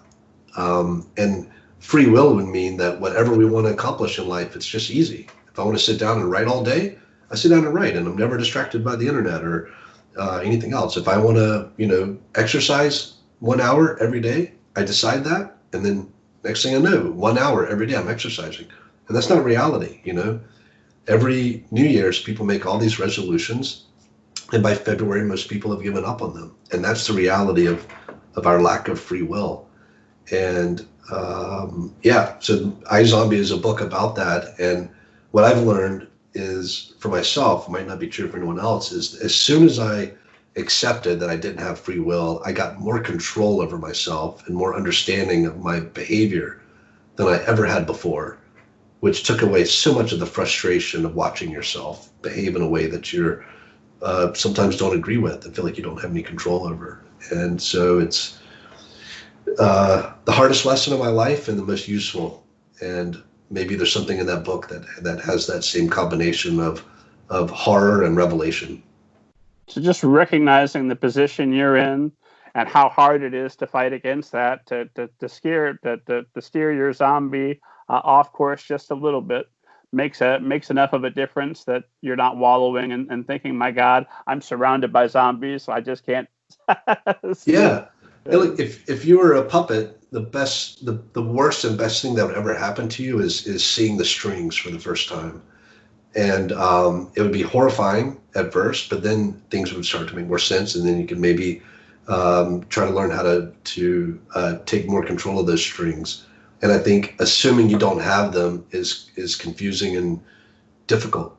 Like, that's why falling back into bad habits is so painful for people. I've read accounts of people who struggle with their weight, who find themselves binging, eating food, and hating themselves at the same time, crying while they're eating ice cream. And that conflict of not knowing where these struggles come from and why they exist and what we can do is more tragic than the actual struggle itself. It's that internal damaging spiral of monologue that really hurts people more than the actual bad behavior they started with, I think. Something I wondered about this week, because I've been doing a kind of a Hugh Howey mixtape. It's been a week of revving up, knowing I was going to chat with you. So I've got all my Hugh Howey audiobooks, and I've been listening to a bit of each one. I've been listening to iZombie. And as we go through it, there are characters who did terrible things prior to the zombie apocalypse. They're all doing, of course, terrible things once they're zombies. And characters that did, noble things. And it doesn't feel like the author gives the noble characters a break or overly punishes the characters that maybe kind of could have it coming. Is that intentional, or am I just reading that into it? No, that's deliberate, and I'm flattered that you pick up on that. But I think that's life and reality. I remember my mom, her mantra growing up is that life wasn't fair. Be like, well, my sister got to do that, or my brother got to do that, or why? And she would say, like, you keep expecting life to be fair, and that's why you're confused and whining all the time. Life is not going to always be fair. And bad things happen to good people, and good things happen to bad people. And it doesn't mean we should accept it, but it also means that we shouldn't accept it, but we should probably expect it. And so that was definitely something I wrestled with the book, that we all end up in the same place. We all end up trapped. A lot of people who are good can't help but be good. That's who they are. That's how they were born. It's the environment they grew up in, and all the experiences and influences they had in their life led to them being a good person. And giving them credit for it is okay in some ways, but it's also giving them more agency in what they've become than they probably deserve. It's the most challenging conversation you can have with anybody when you get in philosophy and bring this up among people who just want to have a good conversation. Because as soon as someone hears they don't have free will, there's almost a violent response to that. The number one response I hear from people like, we don't have free will, they're like, I could punch you in the face right now, like, and prove that I don't have it. I'm like, look, the fact that you want to punch me in the face right now is like, an automatic response to be challenged in the notion that you're in control of your fate. So like the fact that you feel like you need to hold back from punching me right now, you're living out like the natural cause and effect reaction to hearing this. But I was having a conversation with a friend in Australia a couple of years ago about this. We're outside a cafe in Sydney, and we were talking about the lack of free will. And my buddy was on board with me, and his wife was not. And she's like one of the smartest people I know. She's really challenging my position. And I didn't know how to, you try to figure out how to approach this question in a way that helps someone else wrestle with it, because I don't have all the answers, but I don't even often have the right questions. But I finally asked her, I'm like, could you choose to stop loving your husband right now? And she was like, only if he did this, that, if he did this or this. She gave me causes that would lead to the effect. And I was like, no, just sitting here right now, could you choose to stop loving him? And did you choose to start loving him? Or did it just happen because of things that happened to you? And she realized, okay, I'm not free to stop loving him, and I wasn't free to prevent myself from falling in love with him. And I was like, you would rob him of the influence that he's had on your life. And if he said that he had free will, he would be robbing you of the influence you've had on his life, to say that I'm free to choose how I feel and what I do. When in reality is this amazing person in my life has had this incredible influence and made me bond and feel things in a very powerful way. So in some ways, claiming free will is kind of a slap in the face to the people around us that have, that we love. The reason we love them is because we had no choice. They were who they were, and our response was to love them. And saying that I could give up that love anytime I wanted, just with a decision, is a fallacy. And I think when, for her, that helped her see that, hey, there are certain things that I'm not in control over. I like to think our will is like cats, like thinking that you have any control over what they do, you're out of your mind. And Mabel's just a regular guest star on the show. I love it. So sorry for the long-winded. Viewers watch for her. Yeah. I'd have been disappointed if she hadn't come in. Obviously, I think that iZombie 2 would be redundant and unnecessary. You nailed it the first time, but have you thought about maybe taking another classic monster and putting that Hugh Howey spin on it? Yeah, actually, I have a vampire book that I started years ago that I keep playing with, and I think it's the best concept for a vampire book, and I'm dying to finish it one day. But it's about a guy who's on the West Coast, and he's a vampire living with another vampire, and he's living through the rise of vampire book culture and all the Twilight. There's a fictional author in the book that has written the Twilight of this world, and everyone's just pretending to be vampires, and they think being vampires are so glamorous, and the reality of being a vampire is just terrible. It's just like hates that he's a vampire, and he's so sick of this, and he's decided he's going to travel to the East Coast where this author's going to be on tour and find her and murder her to put an end to this like vampire fascination. And he's got to travel only at night, so he's using this very complex bus route that he's mapped out to get there. And the first bus stop he goes to, he falls in with this. There's a cute girl there, and it turns out she's like one of the number one fans of this. She's part of this whole, she's also, riding buses to get to the book tour. And so he kind of gets this crush on someone who loves this culture. And so it's a hero's journey where by the time he gets there, he may or may not actually kill this author that his whole life he's just dreamed about, and might be for this girl. And what he does when he gets there will be I don't want to ruin the end, but if I ever write it, But yeah, so my I'll my sit her down and explain how things actually work and get a better edition of the next book. my take on a vampire novel would be to write a vampire novel about a vampire who's totally sick of vampire novels.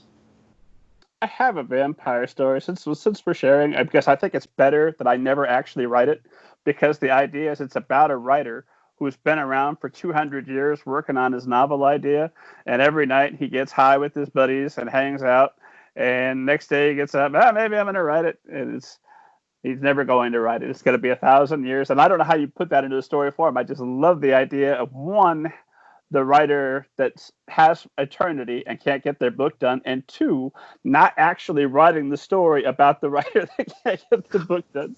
I think what you should do is write, make him even older, make him several hundred years old, and have the book mostly be first chapters of all the books that he started over the years, and then break into like a little bit of journaling about, like, you know, he starts writing this and you're like, it's this like Victorian age vampire novel because he's living in those times, and then it just goes into him writing about his life and like, I'll never write this, I'm terrible and I suck at writing, and then the next chapter is the start of his World War II experience. Like, so you could. It's actually an idea I had for.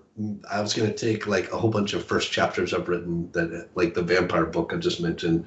I've got a dozen of these first chapters of books that may never get written, and I should make an anthology of them. And all you get's the first chapter. You have no idea what happens next. I would give it. I'd give it away. I wouldn't make someone pay for it.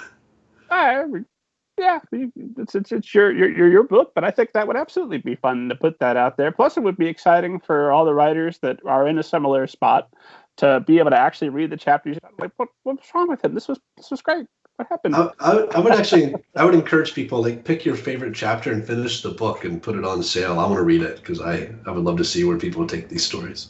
It'd be like a different take on fan fiction. Like, here's the prompt, the writing prompt, and it could just be the second chapter could be the end of the story. But it'd be fun to see where people took it. Well, that reminds me, I promised COVID-19 and we're out, but I had a question about Wool and Amazon Worlds. Did that never bother you, opening up the Silo universe for just any joker to write in? And did you actually go and read any of the stories? I've read a few of them, but I opened it up before Amazon Worlds even became a thing. Like, I was letting people write fan fiction really early on. People reached out to me and I was like, yeah, I didn't even know people were going to want to do this, but yeah, if you write something, though, I was big into authors being able to be supported and make a living with their craft. So when I heard people were doing it, I was like, yeah, but like, self-publish it and charge for it, put it on sale for 99 cents, try to make some money. And my agent and lawyer would freak out when they heard about this stuff. But I just don't see the harm in it. I think the roots of storytelling were collaborative. And the Bible itself is a lot of fan fiction. You know, Matthew, Mark, Luke, and John are 4 different tellings of the same oral tradition. So I'm not precious about things like that. If people want to read them, they're there. If they don't want to read them, they don't have to read them. But there's some great stuff out there in the fan fiction world. You're a different being than I am. My stuff's half original at best, and I will kill anybody that tries to.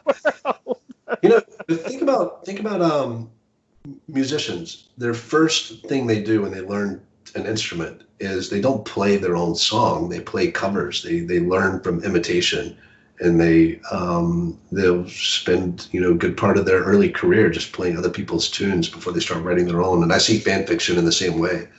Like, it's easy to get up and start playing with someone else's world and their characters than it is to come up with your own new ones. And you develop skills that help you transition into being a great writer.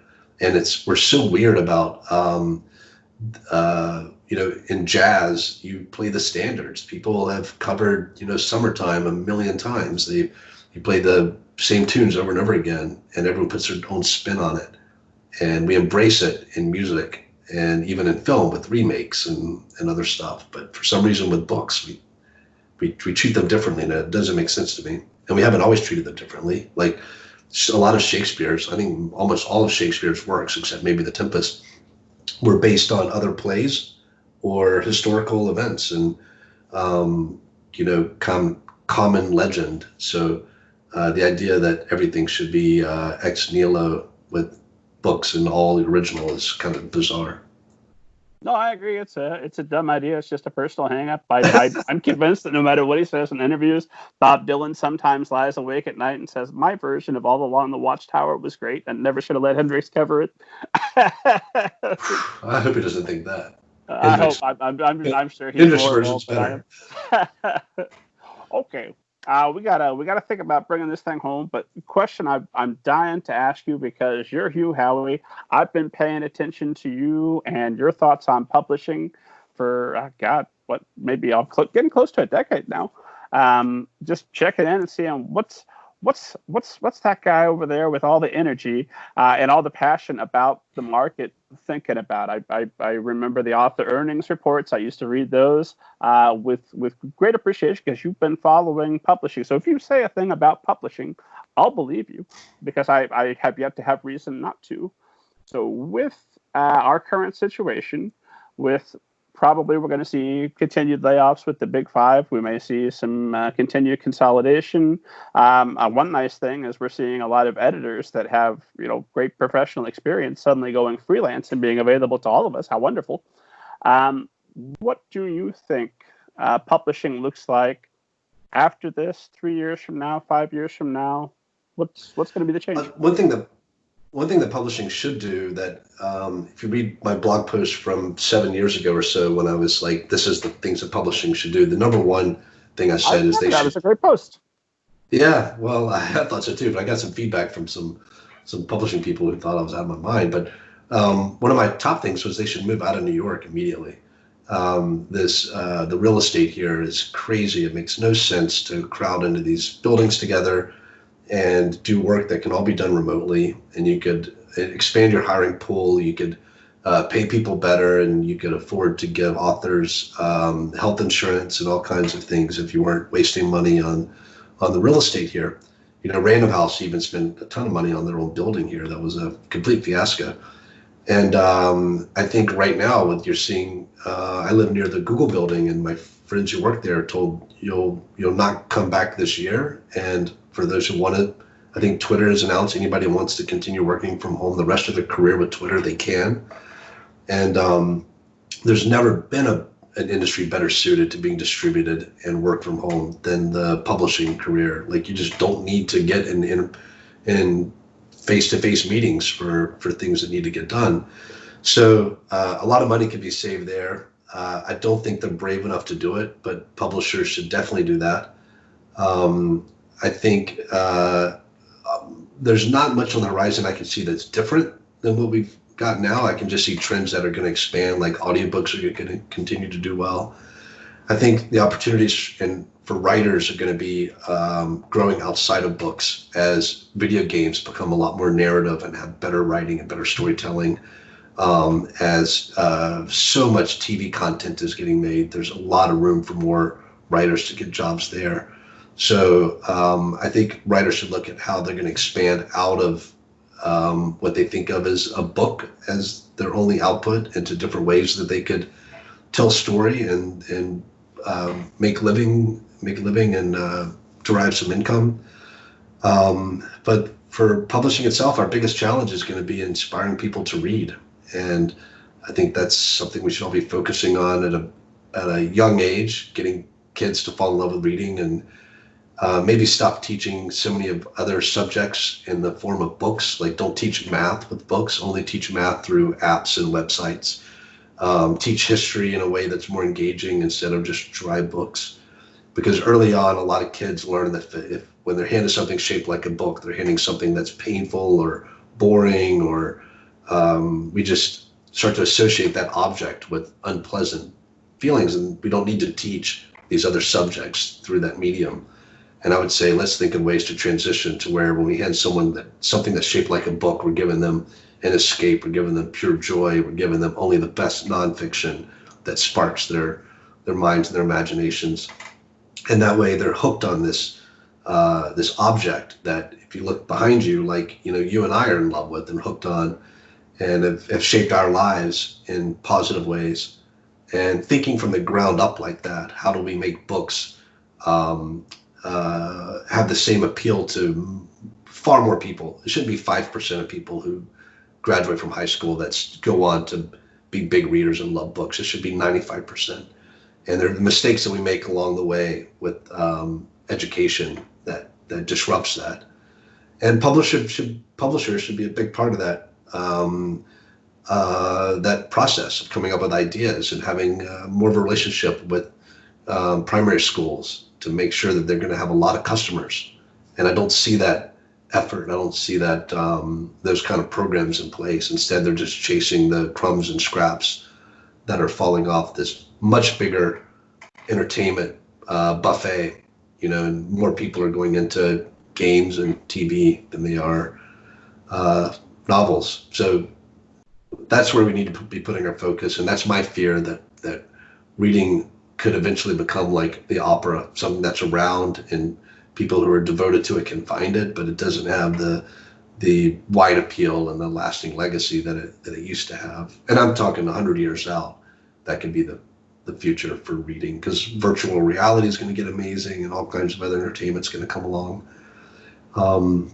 So yeah, that's where I see things going for the next 10 or 20 years. It'll be the same trends. Self-publishing is going to keep taking in market share. We're going to see consolidation among publishers. We're going to see parent companies that own big publishing houses give them up because there's less prestige there anymore and they're not making enough money from them.